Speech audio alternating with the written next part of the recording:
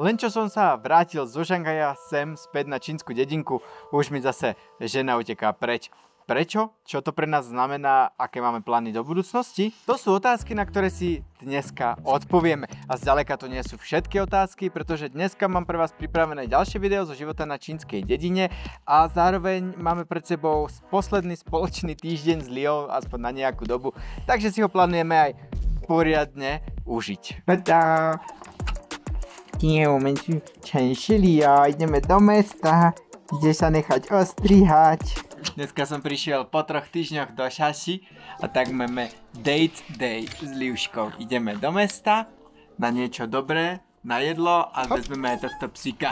Ideme do najbližšieho mesta, ktoré je od nás vzdialené 100 km, je to trošku od ruky, ale je to celé po diaľnici, takže presne hodina. Teraz je inak akorát sezóna takýchto koreňov sa tu zbierajú, tak všade ich tu sušia, tak nám zabrali parkovisko, ale iba trošku, no našťastie. Z tých koreňov sa robia také hranolky, také chrumkavé je to. Trošku bez chuti a celkom dobré. Teraz tieto korienky sušia úplne, že doslova na každom kroku. Najprv ich vždycky tu vysušia a potom ich dávajú do takých hrncov, tu pri ceste častokrát, kde ich zase varia zrejme niekoľko hodín úplne do mäka. A potom ich predávajú tu do miestnych reštaurácií a je to taká miestna špecialita, také hranolčeky. Ježiš, auta, že? Chodíš rád autom.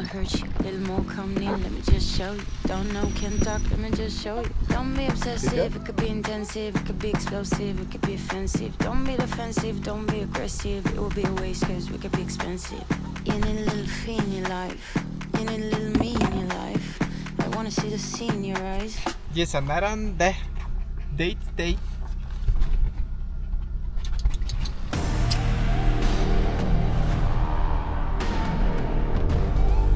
Najbližší rok budeme určite ešte bývať na dedine. Akurát sme podpísali nájom na ďalší rok, s čím je aj spojená príhoda o tom, ako nás tu trošku okradli, ale o tom bude budúce video.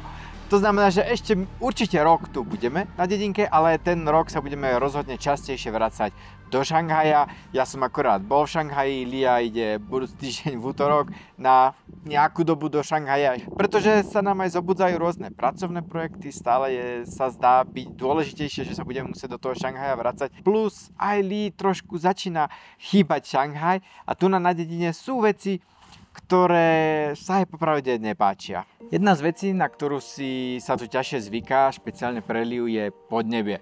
A áno, je tu krásne slniečko, väčšinu dňa je tu krásne slniečko, pretože sme v tropickej oblasti a zároveň vo vysokej nadmorskej výške.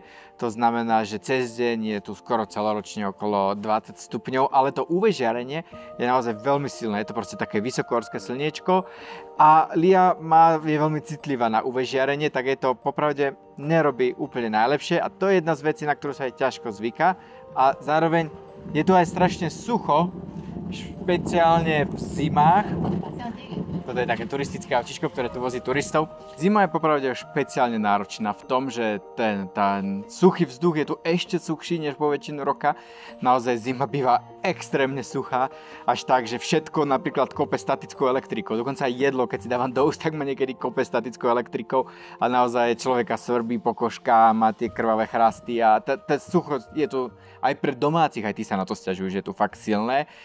Druhá vec je, že počas zimy sa spaluje poľnohospodársky odpad ako kukurica a podobne, pretože sa tu vyrába hnojivo na ďalšiu sezónu a to znamená, že tu býva dosť veľké znečistenie ovzdušia tým dymom, jak tu dedinčania stále niečo spalujú. To trvá približne mesiac a je to naozaj trošku otravné. Tu na teta sa ide ukradnúť môj fotospot, tiež sa jej zapáčil. A tretia vec je, že teraz ma úplne vyhodila, čo bola tá tretia vec. Akorát sme zastavili na pumpe, je tu množstvo autobusov, veľa ľudí celkom tu je. Zjavne je ešte stále sezóna trošku cestovateľská, ale je tu krásny výhľad, tak vám ukážem.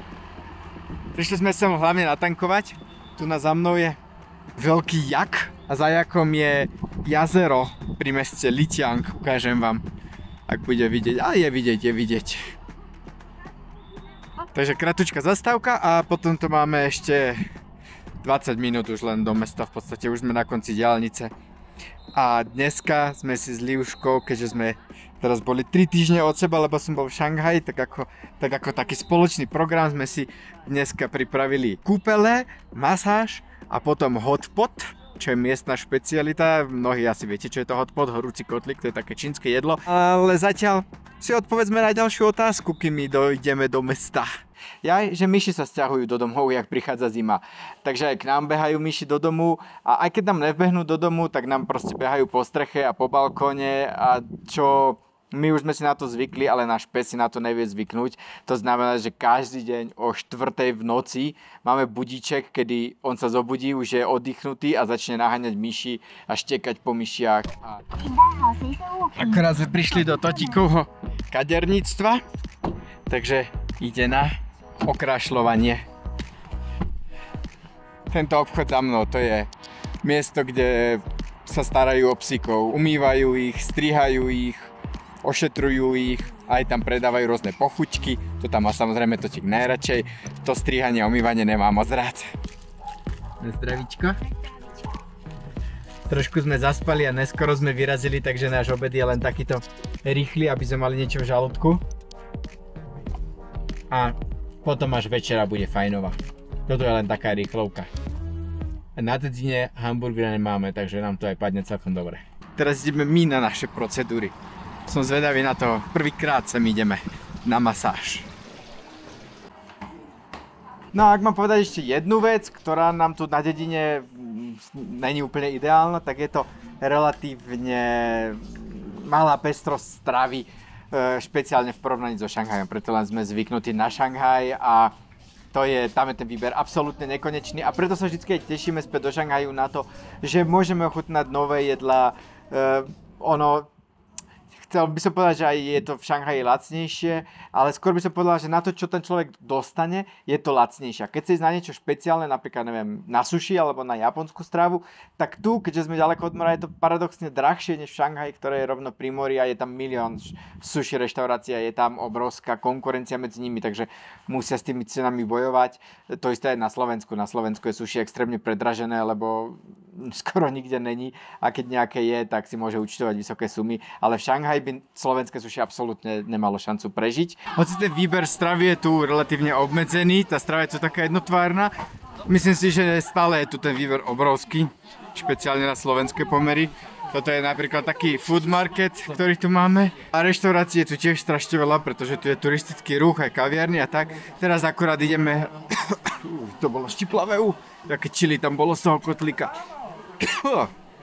To muselo byť pekne štiplavé. Teraz idem akorát za Liou, pretože som svojimi kámoškami akorát išli na obed, tak ma zavolali, nech sa k ním pridám, tak vám ukážem napríklad jednu z mojich reštaurácií. Ale v najbližších videích vám chcem tých reštaurácií ukázať trošku viacej tu v Šašti, čo tu máme na čínskej dedine, čo všetko tu máme. To je tá reštika, do ktorej ideme. Bravčové koleno na Čalamáde, v podstate v takom kotliku, ale akorát tu nikto není, tak idem ich zavolať, že kde sú. Oni dnes akorát kamošky majú hodinu esenciálnych olejov, pretože dve z tých dievčín, čo sú líne kamošky, tu majú taký krásny obchodík, pekný a predávajú tam vlastne rôzne esenciálne a voňavé oleje a podobne. A tá jedna dievčina to má naozaj naštudované, chodila na rôzne medzinárodné kurzy, aj certifikovaná a tak. A tak im tu spravila taký kurz aj pre nich, ktorý už trvá pol roka. Pretože samozrejme tie hodiny nebývajú pravidelne väčšinou, iba keď sa dohodnú a sadnú si, ale keď tak potom majú hodinu vlastne celý deň, od rána až do večera. A dneska je presne jeden z tých dní. Prichádzam k ich obchodíku, on je tu naskryt v takej krásnej malej drobnej uličke.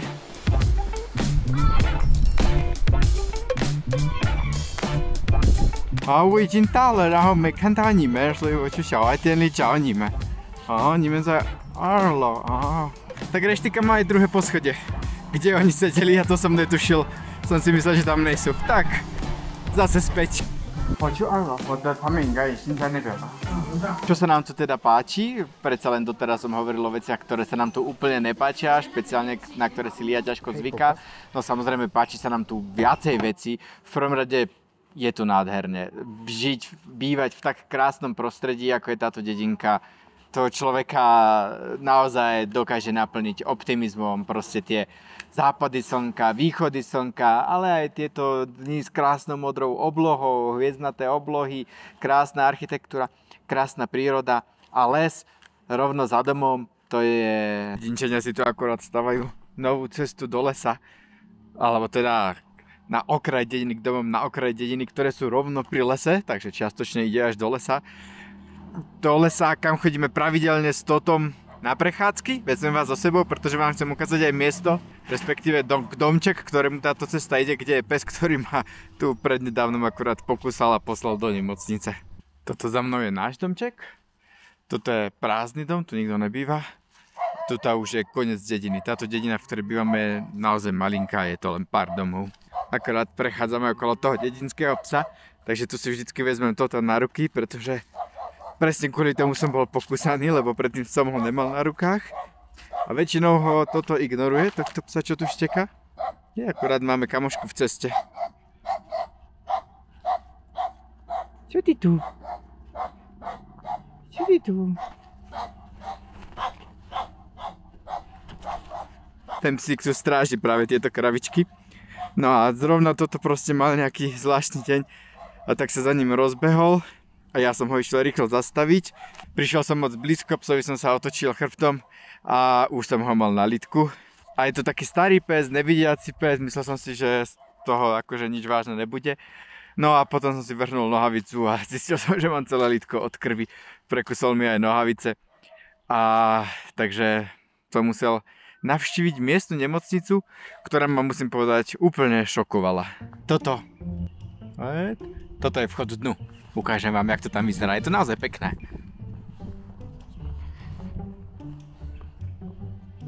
Táto besiedka, ktorá tu je, tak tu častokrát pacienti hrávajú karty. Keď sme tu akorát celý z Leopoli, tak tam asi 10 ľudí mastilo karty a teraz už je asi neskoro, chystajú sa na večeru, takže tam nikto není.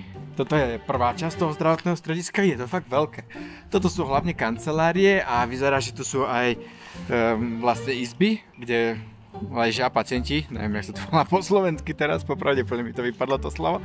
A tamto v druhej časti, tam sú ordinácie. A tu je druhý takýto parčiček, alebo takáto ďalšia pesítka, kde si ľudia môžu sadnúť. To je druhá budova a tu robia tie rentgény a vyšetrenia a tam sú ďalší lekári.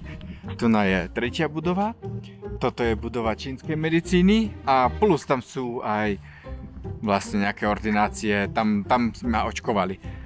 Tu je štvrtá budova a tam je vlastne registrácia do nemocnice, takí internisti alebo všeobecní lekári, ktorí človeka vyšetria a následne ho pošlú buď sem na nejaké očkovanie, odber krví alebo ďalšie vyšetrenia, alebo sem potom na rentgén. Je tu aj niekoľko sanitiek.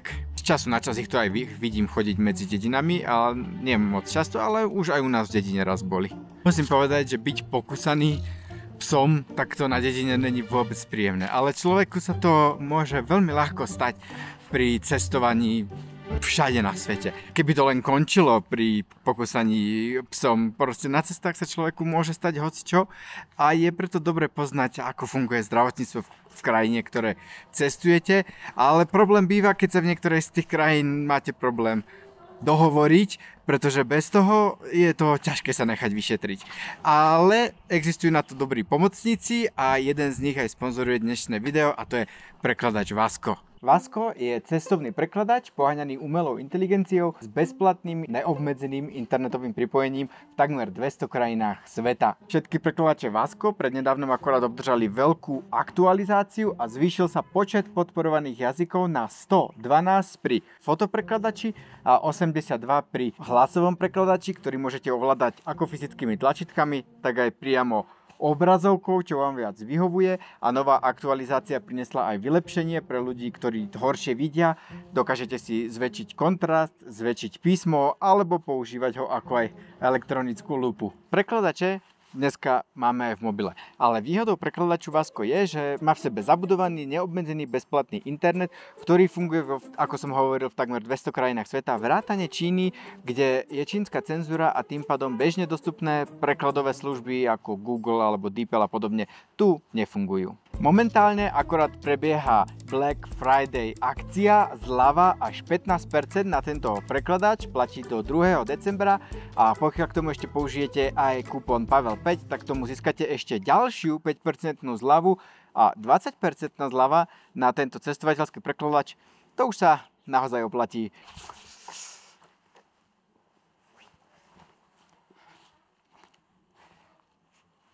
Samozrejme, zoznam vecí, ktoré sa nám tu na čínskej dedine páčia, je oveľa dlhší.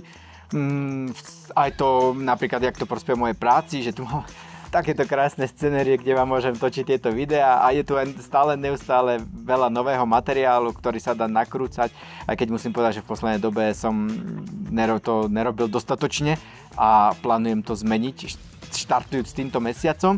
Alebo ďalšia vec, ktorá sa nám extrémne páči na živote na dedine, je aj to, že sme tu začali veľmi veľa športovať. Budova za mnou je naša nová posilovňa. Teda nie je celá budova, ale 3 izbičky na 2. poschodí. Teraz tam chodím cvičiť nielen ja, ale aj Lia, pretože tu máme dokonca aj súkromnú trenérku, ktorá robí skupinové hodiny a aj súkromné hodiny. A Lia si tak obľúbila šport, že chodí na obidvoje. Ja chodím na tie skupinové hodiny, lebo tie sú také fajn, stretchingové, dýchacie, relaxačné. Potom si chodím sám zacvičiť do posilovne. Tak vám ukážem, ako vyzerá naša úplne nová posilovňa. Úplne asi 2-3 mesiace má podstatne lepšia, než bola tá predchádzajúca. Aj preto, že majitelia sú naši kamaráti. Talian, ktorý je kulturista, semi-profesionálny, chodí aj na súťaže a rovnako jeho partnerka je osobná trenérka, ktorá mala vlastnú posilovňu dokonca aj v Šanghaji. Je to veľmi príjemná zmena od tej minulej, ktorá bola non-stop špinavá, nikto tam nikdy neupratoval, všade bol prach, lietalo tam milión komárov a všetko bolo také... Jedna z vecí, ktorú som tu teraz začal pravidelne robiť je, že všade chodím na bicykli. Snažím sa trošku viac športovať a je to aj veľmi príjemné, takže každý deň hore dole na bicykli. Teraz akorát idem hore, pretože naša dedinka je na kopci a musím povedať, že to hore mi dáva zaprať. Teraz som bol 3 týždne v Šanghaji, trošku som si odvykol na tú nadmorskú výšku 2300 metrov nad morom a bicyklovanie do kopca, lebo Šanghaj, to je samá rovina. Teraz ideme taký 2-kilometrový okruh, ktorý s tom vždy chodíme. Začíname tu v lese, tu pokračujeme cestičkou a ideme naokolo dole lesom a tamto potom cez pole, popri tých domčekoch sa zase vraciame do nášho domčeku. Je to také náš ranný prechádzkový okruh, asi 2-3 km cca, tak to je to nejak. A vždycky je to veľmi príjemné, skoro ráno. Ale musím povedať, že teraz je ráno fakt kosa. Ráno býva okolo 1 stupňa. Lenže keďže sme tu vo výške Gerlachu a zároveň v tropickom pásme, tak ako náhle vyjde slnečko, tak sa veľmi rýchlo oteplí. To slnečko tu zohrieva v priebehu sekúnd, to je neuveriteľné. Keď sa človek postaví na slnko, tak je to úplne, že zrazu teplo. Ja toto slnečko zbožňujem, pretože ja som nejak na slnečný pohon. Mňa to vždycky tak dobíja energiou. Aj tie výhľady, ktoré odtiaľto sú, lesy, hory.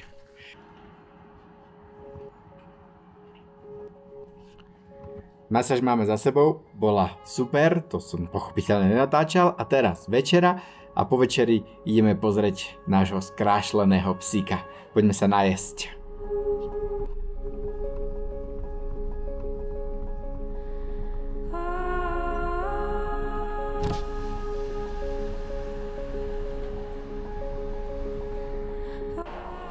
Sme na 3. poschodí obchodného domu a tu je to miesto, kam ideme.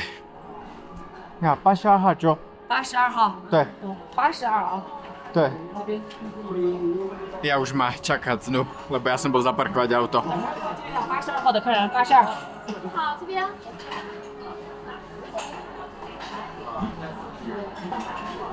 请坐。谢谢。Sme tu? Tiahala?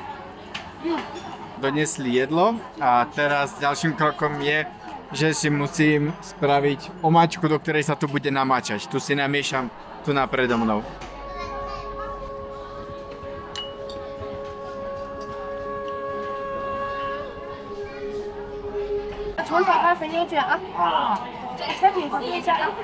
Jedlo je veľmi jednoduché. Spočíva len v tom, že si naobjednávate surové potraviny, aké chcete. My tu máme hovädzie, bravčové, držky, bambus, zeleninku nejakú, krevetové guľky a hoci čo si môžete a potom si to sami varíte s tým, že si vyberete, základ z tej polievky chcete, v ktorej si to vyvaríte. My máme jednu kuraciu a jednu paradajkovo kyslú, trošku mierne doštiplavá, ale není štiplavá.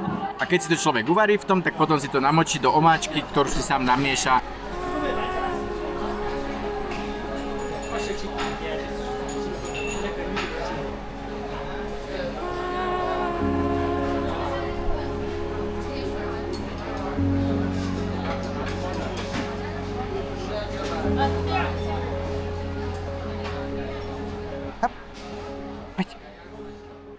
Peťku, lihaj.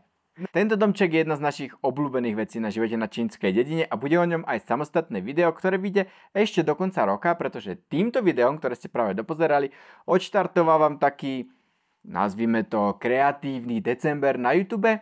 Skrátka, za posledné 2-3 roky som dosť vypadol z pravidelnosti na YouTube a chcel by som to zmeniť a veci sa najlepšie menia tak, že ich človek proste začne robiť. A preto som sa rozhodol, že si dám taký decembrový šprint nových videí na YouTube, dám ich von, koľko budem stíhať. Každých niekoľko dní vyjde jedno nové videjko. Že pokiaľ máte aj ďalšie otázky, na ktoré by vás zaujímali odpovede, napíšte ich do komentárov pod video. Ideme sa im venovať a vidíme sa už o niekoľko dní. Ďakujem, že ste pozerali. Pokiaľ hľadáte darček na Vianoce, vydavateľstvo.sk, kde si môžete kúpiť moju knižku alebo akúkoľvek inú knižku z nášho vydavateľstva, sú všetky krásne. Alebo do 2. decembra máte Black Friday akciu na prekladače. Vasko, díky, vidíme sa už o pár dní v ďalšom videu. Čaute.